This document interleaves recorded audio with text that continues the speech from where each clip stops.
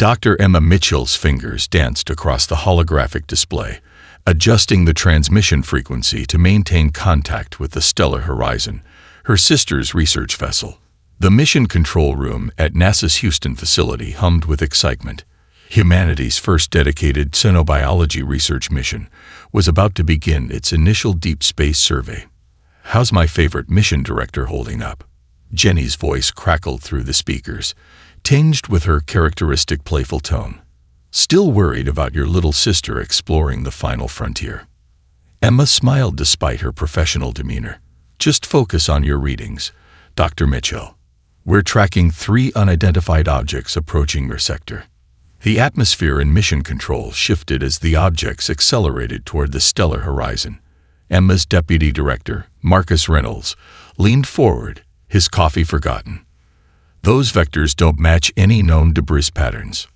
"Jenny," Emma's voice tightened, "I'm sending you new coordinates. I want you to adjust course and—" A new signal overwhelmed their communications.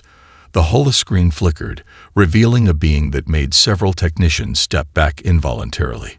The Zixtheri ambassador's crystalline exoskeleton caught the light, its multiple compound eyes reflecting the room in fractals. "People of Earth," the translator rendered its clicks and chirps into English. "I am Supreme Commander Vexthor of the Zixtheri Dominion. Your species has been observed and found wanting. We offer you the generous opportunity to accept our protection and guidance." Emma's hand found the Emergency Protocols button, but she froze as Jenny's voice cut through on a private channel. We're seeing something weird out here. Their ships are charging some kind of—" The scream of tearing metal drowned out her words. Emma watched in helpless horror as golden energy lanced through the stellar horizon. The research vessel, carrying 200 of Earth's brightest minds, her sister among them, erupted into a sphere of expanding debris against the star-studded backdrop. "A demonstration of mercy," Vexthor continued, mandibles twitching in what his species considered a smile. "We could have chosen a military target. Instead, we removed a vessel of dangerous ignorance. Your primitive attempts at science must be properly directed." Emma's world narrowed to a single point. Her hand, still hovering over the console, curled into a fist. In that moment, something fundamental shifted in her chest, a change that would soon echo across the galaxy. "Commander Vexthor," she spoke with deadly calm, every word precise, "I want you to understand exactly what you've done today. That ship carried scientists, explorers, people who dreamed of meeting other civilizations, learning from them, growing together." She took a deep breath. "My sister's last words were cut off because you didn't even give them warning." The alien's mandibles clicked in amusement. "Warning prey defeats the purpose of establishing dominance. You will learn your place in the galactic hierarchy." Emma's laugh carried no humor. "No, Commander. You will learn why Earth's history has a very specific pattern." She straightened, her voice carrying across the now silent room. "Every time someone thought they could dominate us, they discovered something terrifying. Humans don't break under pressure. We transform it into evolution." She turned to Marcus, who nodded grimly. Within seconds, the stellar horizon's last sensor readings were transmitting to every major space agency on Earth. Attached was a simple message that would become legendary. "They murdered Jenny. Let's show them what humanity does to bullies." As Vexthor's image faded, Emma looked at the debris field that had been her sister's ship. A single tear traced down her cheek, but her eyes burned with something the Zixtheri had never seen in their conquered species, not resignation or fear, but a cold, calculating fury that would reshape the galaxy. Jenny loved the old quotes about space, she whispered. "My favorite was, 'The cosmos is within us. We are made of star stuff.' Well, sister, they're about to learn that star stuff doesn't just create. It can burn hot enough to forge new worlds, or destroy old ones." Across Earth, the message spread. Within hours, traditional rivals were establishing secure channels. Defense contracts were being rewritten into cooperation agreements. And in secure facilities worldwide, Scientists began poring over the sensor data from Jenny's last transmission. The sixth theory had made a fatal error. They thought they were introducing prey to predator. Instead, they had awakened something unique in the galaxy. A species that had spent millennia learning from its predators and was about to prove itself a terrifyingly good student. Major James Cooper stared at the holographic debris field floating above the war room table in Cheyenne Mountain Complex. 3 weeks had passed since the stellar horizon's destruction, and every piece of wreckage that survived re-entry was worth more than gold. His team worked around the clock, studying both human remains and alien energy signatures with equal intensity. "Sir," Dr. Ashley Rodriguez called from her workstation, her fingers moving across multiple screens without looking. "I found something in the radiation patterns." She didn't turn around, her focus absolute. The room had learned to work around her preferences. No sudden movements, no unnecessary noise, and absolutely no interference with her processes.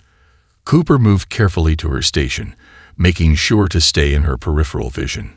"What do you see, Ashley?" "It's not what I see," she replied, her hands creating complex geometric patterns in the air as she manipulated the data. "It's what I hear. The sixth theory weapon frequencies. They're singing." Before Cooper could respond, Emma Mitchell's voice cut through the command center. "Major, we've got incoming data from the Chinese space program. They recovered more debris." The holographic display shifted, showing new fragments of both human and alien technology. Ashley's head snapped up, her eyes widening as she processed the new information. Her typical difficulty with eye contact vanished as she locked gazes with Cooper. "Major," she whispered, "I know how they did it. The faster-than-light travel, the energy weapons, it's all based on quantum harmonics. They're not just bending space. They're making it resonate." Cooper leaned forward, hope flickering in his chest for the first time in weeks. "Can we replicate it?" A rare smile crossed Ashley's face. "Better. We can improve it. Their technology is inefficient. They discovered quantum harmonics by accident and built their civilization around copying the original designs. But if we apply actual quantum physics principles," her hands flew across the screens, mathematical formulas cascading faster than most could follow. "In English, Doctor," Emma called from across the room, her voice tense with controlled emotion. "They're using quantum technology like it's magic," Ashley explained, her excitement overriding her usual social reservations. "But we understand the underlying principles. It's like they found a flute and learned one song. We're about to build an entire orchestra." The room erupted in controlled chaos as scientists from a dozen nations began cross-referencing their data. Cooper watched in amazement as Ashley coordinated with teams worldwide, her unique mind finding patterns that others missed. At hour 14 of their breakthrough, Emma Mitchell entered the lab carrying fresh coffee. She paused, watching Ashley work with a team of quantum physicists in Japan, her usual social barriers completely down as she explained complex theories through pure mathematics. "Your sister would be proud," Cooper said softly, accepting a coffee.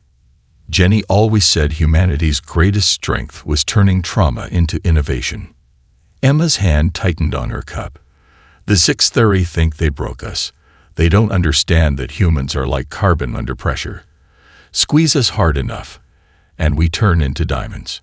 Ashley's excited voice cut through their conversation. "We did it. Major, Dr. Mitchell, look." The central hologram shifted, showing a small probe equipped with their prototype quantum drive. As they watched, it phased out of normal space, reappearing 100 kilometers away in less than a heartbeat. "How long until we can scale this up?" Cooper asked, already reaching for his secure phone.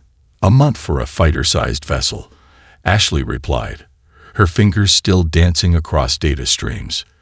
"The math is beautiful, Major. They thought their technology was advanced, but they've been using quantum mechanics like a child playing with matches.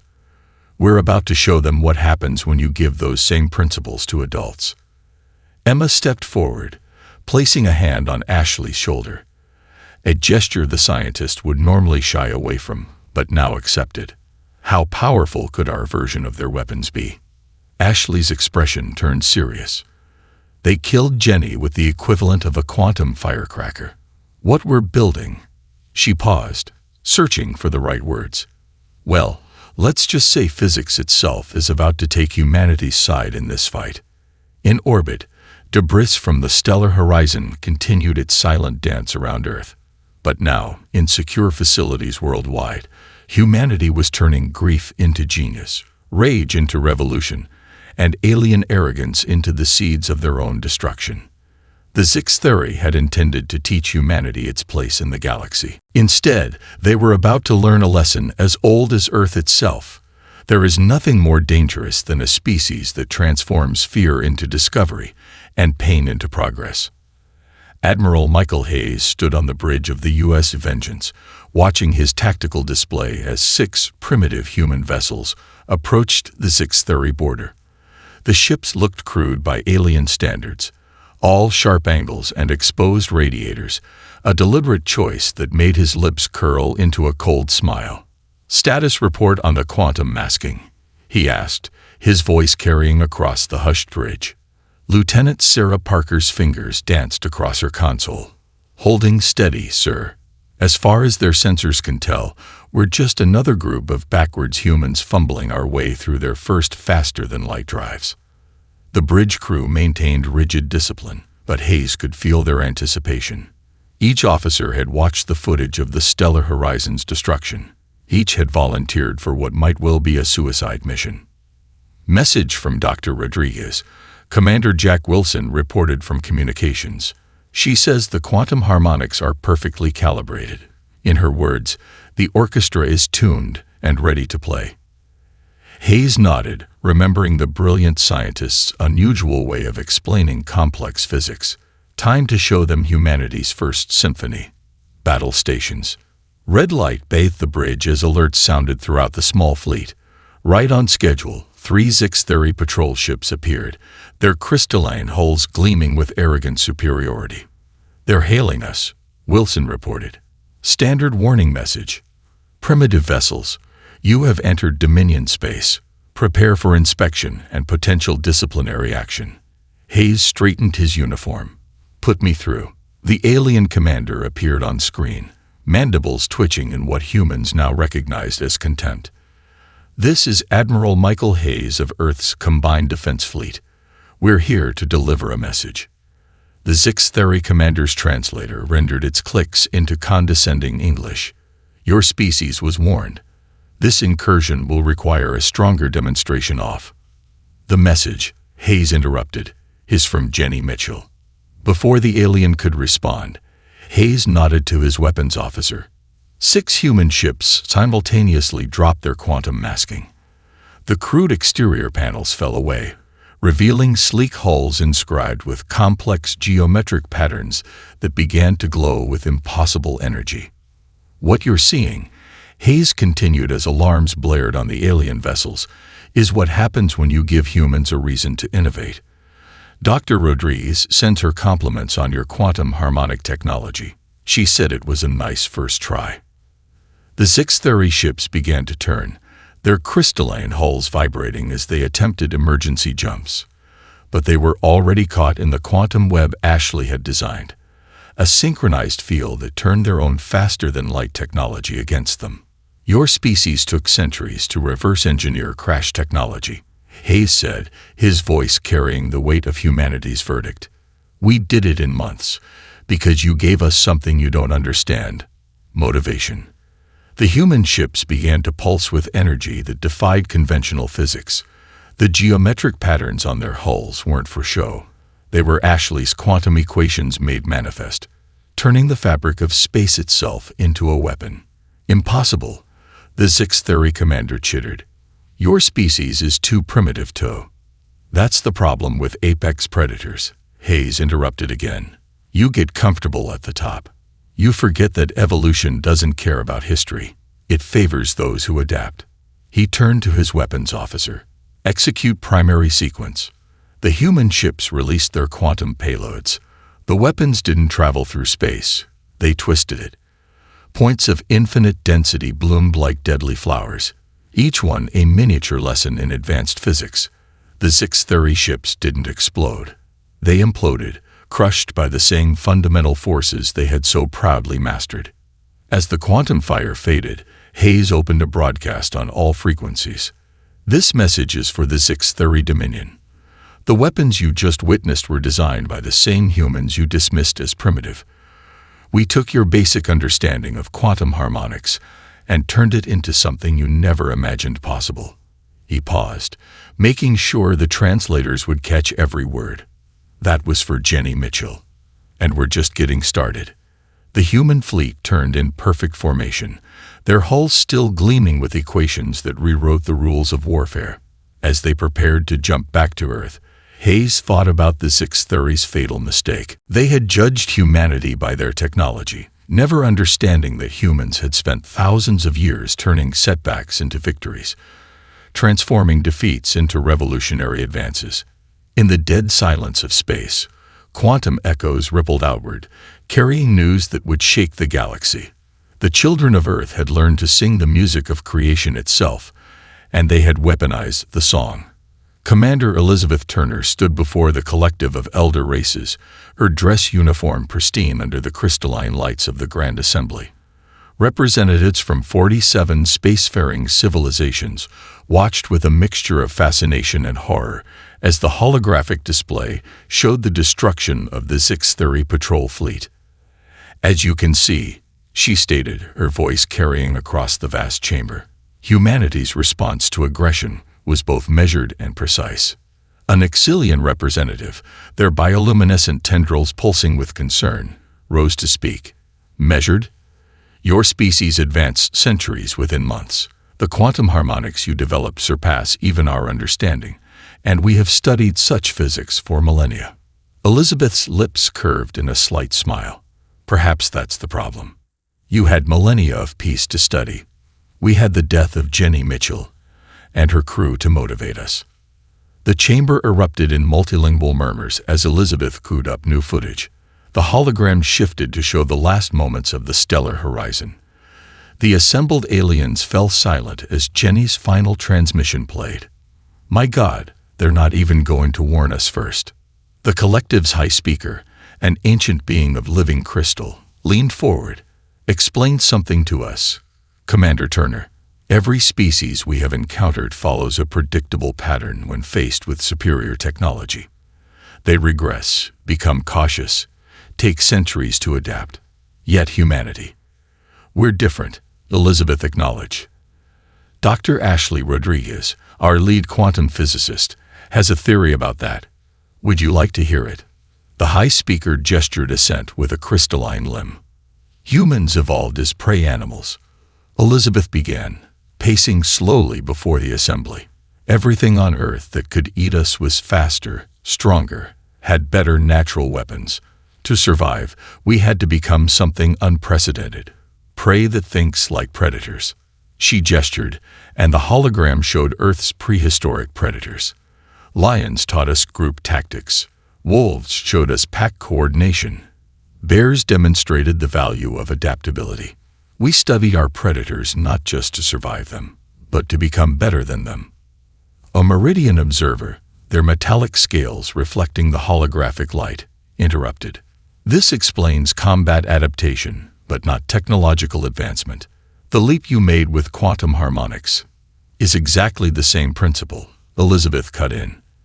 "The 630 showed us technology we couldn't match.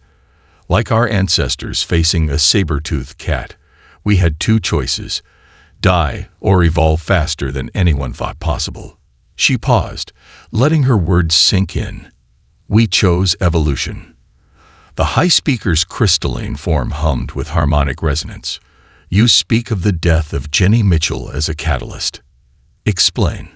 Elizabeth's professional demeanor cracked slightly. Jenny Mitchell was a xenobiologist. Her last recorded personal log, recovered from the debris, spoke of her excitement at meeting alien life. She believed first contact would open new chapters of scientific cooperation. She took a breath. Instead, her death opened a new chapter of human innovation. A hologram shifted again, showing the quantum equations that now decorated Earth's warships. Dr. Rodriguez decoded their quantum harmonics in weeks because grief focused her brilliant mind. Our engineers rebuilt and improved their technology because rage drove them to work without rest. Every human who saw that footage of Jenny's death became part of an evolutionary response that your species can't understand. And that, the High Speaker concluded, is what makes your species dangerous. Elizabeth shook her head. No.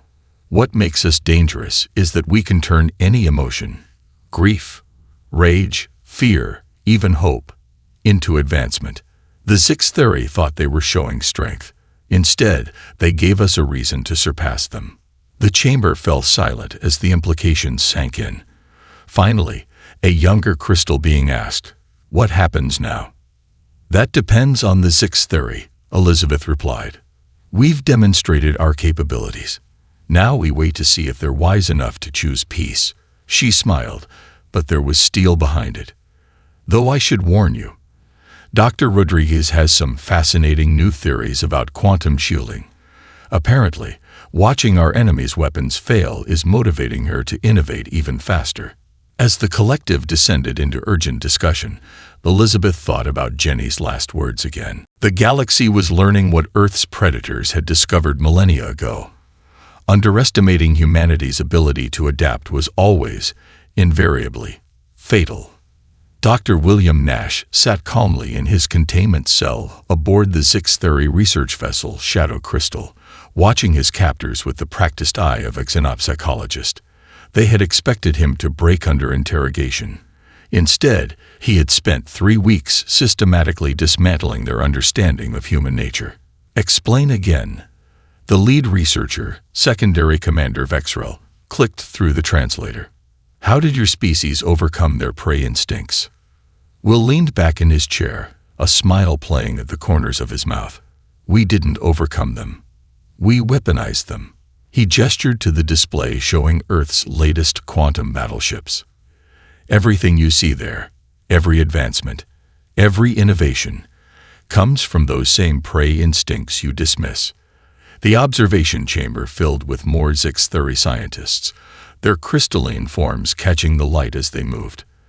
Will recognized the patterns now. They were afraid, but couldn't stop themselves from studying the puzzle before them.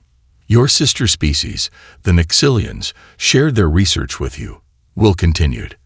"They found that most prey species, when confronted with superior technology, become passive. They hide. They surrender." He pointed to the footage of the recent battle. "We don't do that. Want to know why?" Vexrel's mandibles clicked in frustrated curiosity. "Enlighten us, human." "Because Earth's predators taught us something unique." Will stood approaching the transparent barrier. "Every predator we encountered had one fatal flaw. They stopped evolving once they became apex hunters. Lions, wolves, bears, they all peaked when they got to the top." He pressed his hand against the barrier, and the Zixtheri instinctively stepped back. "But prey never stops evolving. The constant pressure of survival drives endless adaptation. And humans, we turned that pressure into a superpower." The display shifted to show Dr. Ashley Rodriguez's quantum equations. "See this. Your scientists think it's impossible. Prey species shouldn't be able to advance this quickly. But you're thinking like predators, assuming there's a natural ceiling to evolution." A younger Zixtheri moved forward. "The human speaks truth. Their advancement curve since the Stellar Horizon incident defies all known patterns." "The Stellar Horizon," Will's voice hardened. "Let's talk about that. You thought destroying a research vessel would show dominance. Instead, you gave us something deadly. A reason to prove you wrong." He turned to face the assembled aliens. "You know what happened in the first 24 hours after that attack. Every major nation on Earth shared their military secrets. Scientists who had been rivals for decades started collaborating. Dr. Rodriguez, who normally can't handle large groups, worked with hundreds of researchers worldwide because her drive to innovate overwhelmed her social challenges." Vexrel's translator chittered with distress. One vessel, one small demonstration of power. How could it trigger such adaptation? Will laughed, but there was no humor in it. Because you triggered every survival instinct we've spent millions of years honing. Fear became motivation. Grief became innovation. Rage became focus. You didn't break us. You reminded us what we really are. The room fell silent as Will approached the barrier again. Want to know the most terrifying part? We're still accelerating. Every failed attack on our ships teaches Dr. Rodriguez more about quantum physics. Every strategic mistake you make shows us new possibilities. You created a feedback loop of innovation that you can't stop. A senior HFY scientist raised a crystalline limb. If what you say is true, why are you telling us this? Because that's the final lesson humanity learned as prey. The best survival strategy isn't to destroy your predators. Will's expression softened slightly. It's to teach them why hunting you is a terrible idea. He gestured to the quantum battleships again. Those ships aren't just weapons. They're a message. Humanity remembers being prey, and will never forget what that taught us. The question is, are you smart enough to learn from our predators' mistakes? As the HFY filed out of the observation chamber, Will returned to his seat. They would either understand his warning or they wouldn't, but one thing was certain. Humanity's evolution wasn't slowing down. Every passing day proved that the galaxy's newest spacefaring species had turned thousands of years of being prey into the ultimate predator defense. The ability to transform fear itself into unstoppable progress. Captain Olivia Thompson stood on the bridge of the U.S. Redemption, watching the HFY surrender fleet approach. Their crystalline ships, once symbols of technological superiority, now seemed fragile against the backdrop of Earth's quantum-enhanced armada. The geometric patterns on human vessels pulsed with equations that had rewritten the rules of space warfare. They're broadcasting their surrender on all frequencies, Lieutenant Robert Chen reported, his hand steady on the communications array. Their Supreme Commander is requesting direct contact. Olivia straightened her uniform, feeling the weight of the moment. Put them through to the main display. And Robert, make sure this transmission reaches every ship in both fleets. The holographic screen flickered to life, revealing Supreme Commander Vexthor, the same being who had so casually ordered the stellar horizon's destruction. His crystalline form seemed dimmer now. The arrogant glow faded from his compound eyes. Captain Thompson, the translator, rendered his clicks. The HFY Dominion formally surrenders to Earth's combined defense force. We await your terms. Olivia heard the fear in those translated words. The HFY expected annihilation. It's what they would have done in humanity's position. She thought of Jenny Mitchell, of the thousands of human lives lost in the brief but devastating war that followed her death. Dr. Emma Mitchell sends her regards, Olivia said quietly, watching Vexthor's mandibles twitch at the name. She had some interesting input on our response to your surrender. The tension on both bridges was palpable. Everyone knew that Earth's quantum weaponry could reduce the entire HFY fleet to subatomic particles. Dr. Rodriguez's latest innovations had turned space itself into humanity's ally. Before I give you our terms, Olivia continued, I want you to see something. She nodded to Robert, who queued up footage from the stellar horizon's recovered data cores. This is what your demonstration destroyed. The screen split, showing scenes from the research vessel's mission. Scientists excitedly discussing potential first contact protocols. Xenobiologists hypothesizing about alien biology. Jenny Mitchell recording her hopes for peaceful cultural exchange. These were our explorers. Olivia's voice carried steel beneath its calm. They dedicated their lives to understanding other species, to building bridges across the stars. And you killed them because you couldn't imagine prey being worthy of respect. Vexthor's translator remained silent as the footage played. Here are our terms, Olivia announced. First, the HFY Dominion will help us establish a galactic scientific coalition. Those dreams of cooperation you destroyed, you're going to help make them reality. Murmurs ran through both bridges as she continued. Second, you'll share all your technological data with us. Not that we need it anymore, but as a gesture of transparency. In return, we'll help you understand the quantum innovations Dr. Rodriguez developed. Together, we'll advance faster than either species could alone. She paused, letting the implications sink in. Finally, you'll establish a cultural exchange program. Your children will learn why humanity responded to your aggression the way we did, and our children will learn why cooperation beats conquest. This is mercy. Vexthor clicked in confusion. We expected devastation. Olivia smiled, but her eyes remained sharp. That's because you still think like predators. We remember being prey. Remember when survival meant more than just being the strongest. Sometimes, the best revenge isn't destruction. It's teaching your predator why hunting you was their worst mistake. She stood, her uniform gleaming under the quantum lights. The Zixtheri tried to show the galaxy their strength by destroying scientists and explorers. We'll show the galaxy our strength by turning enemies into allies. That's the difference between a species that evolved to dominate and one that evolved to survive. As the surrender protocols began, Olivia thought about Jenny Mitchell's last recorded words. The galaxy would remember how humanity answered unprovoked aggression, not with blind destruction, but with calculated transformation. They had proved they could annihilate their enemies, and then proved something even more impressive. They could choose not to. In the silence of space, two fleets began the delicate dance of peace, their ships illuminated by the quantum equations that had changed everything. Humanity had shown the galaxy that true power wasn't just about having the strongest weapons.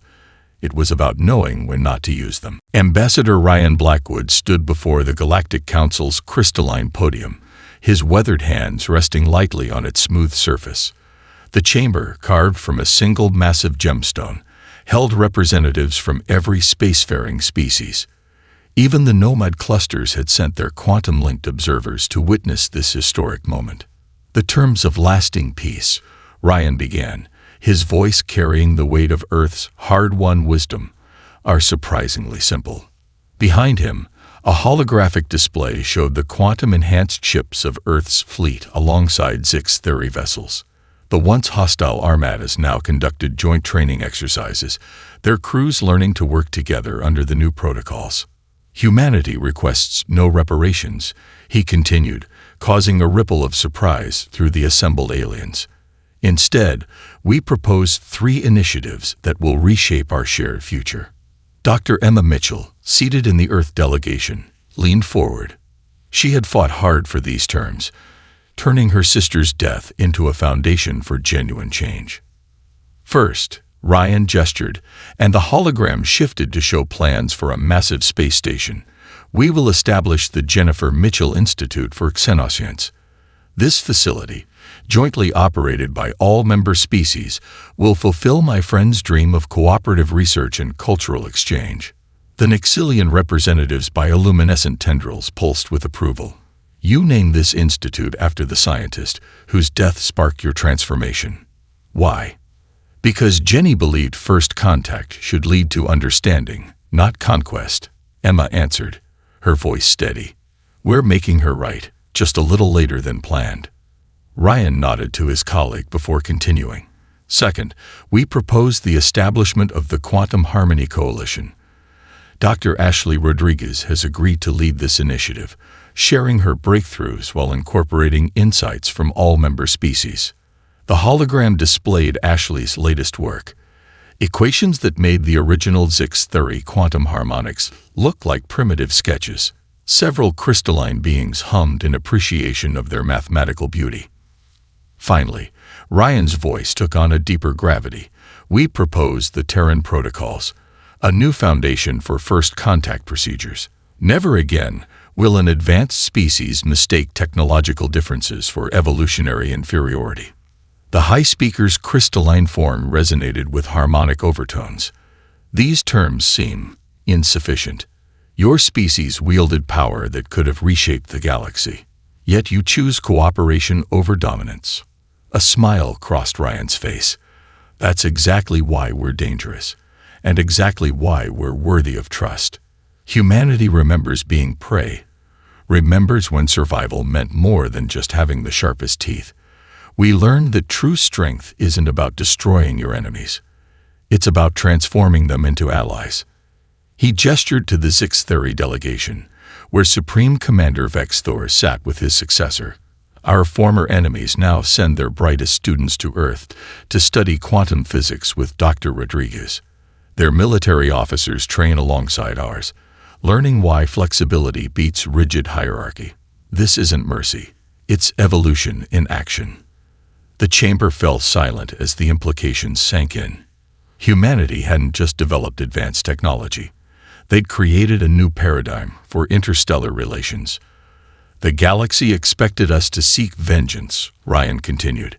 Instead, we choose to build something unprecedented. A community where former predators and prey work together, where different evolutionary paths lead to shared innovation. Emma stood, joining him at the podium. My sister's last recording showed her excitement about meeting new forms of life. The Zixtheri thought they were erasing that dream.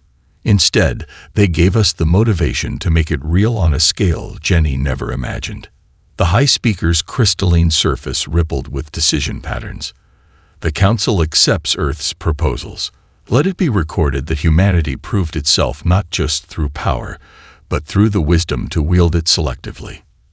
As the chamber erupted in multilingual approval, Ryan thought about the long journey from that first tragic contact. Humanity had shown the galaxy something new, a species that could match its predator's strength while maintaining its prey's wisdom, capable of both devastating innovation and remarkable restraint. The Terran protocols would stand as a reminder that evolution's greatest achievement wasn't tooth or claw or technological might. It was the ability to turn ancient survival instincts into tools for building a better future. Professor Catherine Anderson stood in the grand lecture hall of the Jennifer Mitchell Institute, its quantum crystalline walls shimmering with the combined architectural brilliance of 7 species. A century had passed since first contact, and the chamber held descendants of both humanity's greatest allies and former enemies. Today's lesson, she began, activating the holographic display, focuses on the event that reshaped galactic society, the Stellar Horizon Incident. The assembled students, human, Zixtheri, Nixilian, and others, watched as the historical footage played. Catherine noticed young Vexilera, great-granddaughter of Supreme Commander Vexthor, leaned forward with particular interest. "Computer, pause playback," Catherine commanded. "Before we continue, I want you to understand something crucial. This isn't just a history lesson. It's a masterclass in evolutionary psychology." She walked through the hologram, letting it illuminate her features. Dr. William Nash, in his famous interrogation, explained why humans were different. But he only told half the story. Today, we understand that humanity's response to the stellar horizon wasn't just about prey instincts. It was about transcending them. The display shifted to show Dr. Ashley Rodriguez's original quantum equations alongside their modern derivatives. These formulas revolutionized physics. But more importantly, they proved that trauma doesn't have to lead to regression. It can spark evolution. A young human student raised her hand. "Professor, why do we still study this? The Zixtheri are our closest allies now." Catherine smiled, gesturing to Vexilera. "Would you like to answer that?" The young Zixtheri rose, her crystalline form catching the light, much like her ancestors had in that first fateful transmission. "We study it because it shows us 2 paths. My great-grandfather chose dominance and nearly destroyed his civilization. Humanity chose transformation and elevated all of us." "Precisely," Catherine nodded. "The Jennifer Mitchell Institute stands as proof that first contact shouldn't have been a tragedy, but its aftermath showed us something extraordinary about evolution itself." She brought up new displays showing the quantum-enhanced ships that now carried mixed crews throughout the galaxy. These vessels use technology that Dr. Rodriguez created in grief. But look at how it's evolved through cooperation. Every species added their insights, turning one woman's determination to honor her friend into a revolution in physics. The hologram shifted again, showing Emma Mitchell at the Institute's founding ceremony. Dr. Mitchell could have chosen vengeance. Instead, she built this place, turning her sister's death into a legacy of understanding.